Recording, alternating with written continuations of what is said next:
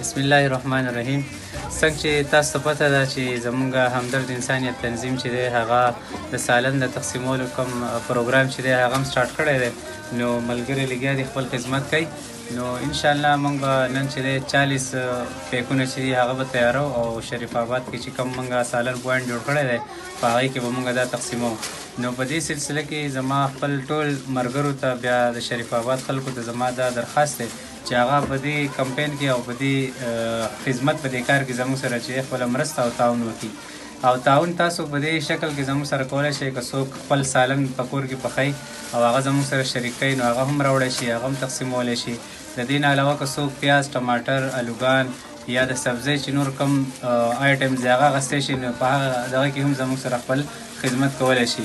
څنګه چې دا تاسو لیدی شئ دا ملګري اوس پیکینګ کوي او انشاءالله مازدیګر وروسته به چې دی دا به مونږ بیا تقسیمو.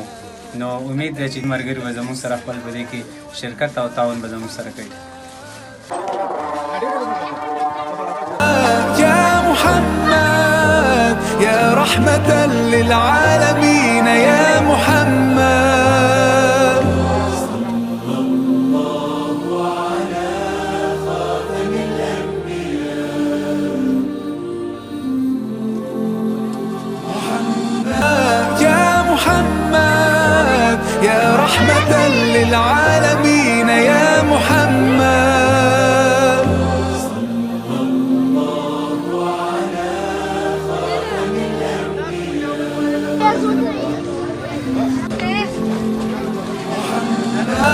يا محمد يا رحمة للعالمين